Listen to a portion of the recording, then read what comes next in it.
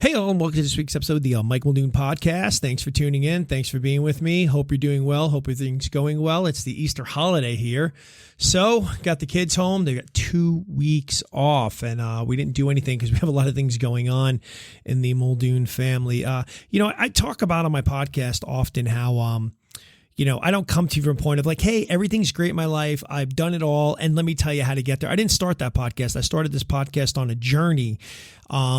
And if you go back and you listen, you'll hear that I continually moved transatlantic, moved jobs from a startup to other things and so on and so forth, moving through. And my wife and I are now about to start a whole new venture. And on top of this whole new venture that I'll probably talk to you about it next week on, we just decided to randomly throw in a move as well, right in between it all.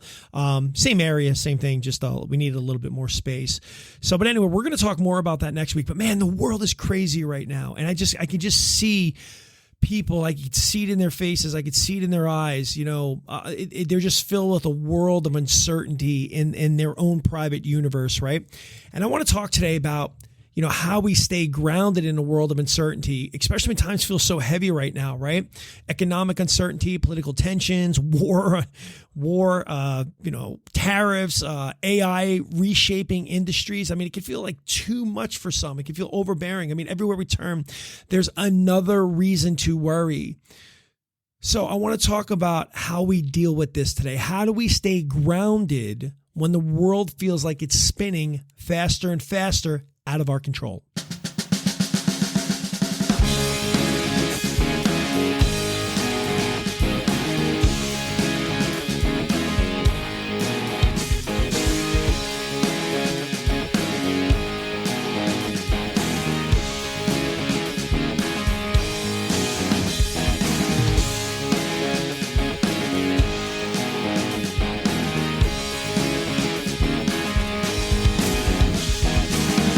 I get it. Every day you get up, you probably turn on the news, you go in your feed and you see something else, go, oh gosh, what else could it be? What else? And it creates this uncertainty and this fear in your mind, right? And a lot of times these fears are created off these what ifs, which we're going to talk about a little bit more in a few minutes. But realistically, when you start getting there, you got to just start focusing on what you can control, right? See, the thing is, you cannot control global events. You can't control political decisions or economic swings. But you can control your daily habits. You can control your mindset and how you show up for yourself and others. See, these are the things we got to start controlling. Stop worrying about the big, crazy global picture going on out there, right?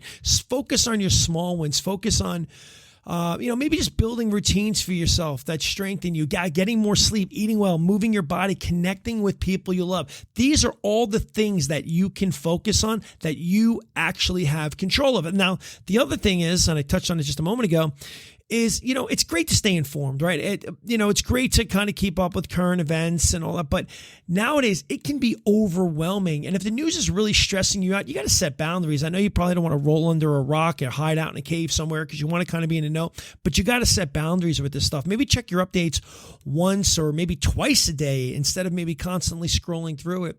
And choose your sources wisely. There's so much disinformation out there. There are so many people pushing agendas at you. And I'm not talking about in America where the divide is always CNN against Fox. I'm talking about Joe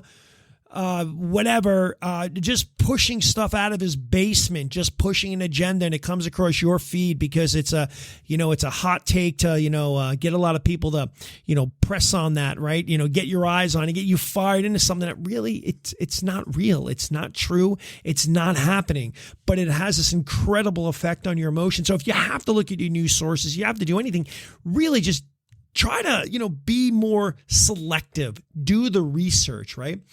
And anchor yourself in reality, not in fear. See, fear, like I said earlier, thrives on what ifs. What if the economy crashes? What if AI takes my job? What if things continue to get worse and we can't fix it? But if you zoom out, you'll see that humanity has survived countless periods of upheaval before. The Great Depression in the 1930s in the U.S. devastated economies, not just in the U.S., but worldwide. Yet new industries are born and the world eventually recovered. If you look at the 60s and the 70s, again, I'm talking about the U.S., political protests, wars, cultural shifts made many feel like society was falling apart. Yet we pushed forward and adapted. After 9/11, there was global fear, tons of uncertainty, right? But people found new ways to reconnect and rebuild. There was a financial crisis in 2008. Remember that? Caused massive layoffs, home losses, and all sorts of fear. A lot of people are affected by that. And some people never recovered, but innovation did surge afterwards, giving rise to new companies and new industries. So we kept moving forward. See, history reminds us we've felt like this before and we have moved forward. That, I think, is part of what we do the best out of being human beings. We move forward. So for you right now, control what you control and just strengthen, if you have to, your inner foundation. For some people, and I'm not a big meditation guy or a journaling guy, but some people, again, I've talked about this in the past, meditate, journaling. For some people, it might be prayer. Some people might be just taking a breath, just taking a moment. Whatever helps you sort of connect with yourself. It's just, where you just realize it's just not nice right now, and I need to feel a little bit better. These things might be necessary for you, right? Calm minds think clearly. Anxious minds panic, and minds that have incredibly too much free time go down rabbit holes. All right.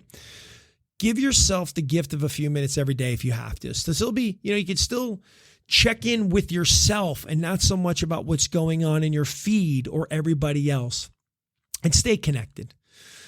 I know I'm not talking about on your feed. I'm not talking about on your Facebook. I'm talking to real people. Stay connected to people, right? Not to panic. It's very easy to isolate when you're scared, but humans, we are built for connection. Talk about your worries with someone if that you trust. Not somebody's going to give you these overly aggressive opinions about it. Just someone you trust, how you're feeling. It's not so much what it might be, but it's how you're feeling. And perhaps you can help someone else in return. One of the greatest gifts we can give is ourselves to others. Because when we exist together, community really gives us perspectives. It reminds us that we're not alone, even when the world feels uncertain. But remember, uncertainty isn't new. It's just louder right now. It's just glaring. It's gleaming. It's just boom right in our faces right now. Everything all day long. But you are stronger, you're wiser, and you're more capable than your fears are telling you. So just take it one step at a time, one day at a time. You don't have to have all the answers.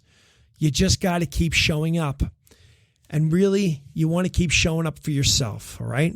Take care of you and take care of the people around you, all right? Focus on that. Don't focus on the things you can't control, all right? That's all I got for you today. Hope, again, you're having a great vacation, you got a great holiday. Hope you're out there doing something exciting and fun. Just do me a favor, make sure, if you're new to the podcast, hit that subscribe button, leave a comment. Check out my book, 5 Basic Keys to Living Successfully in Between. You can get it on Amazon. Love to hear your thoughts on that. And listen, as always, be safe, have a great weekend, and I've got nothing but love for you.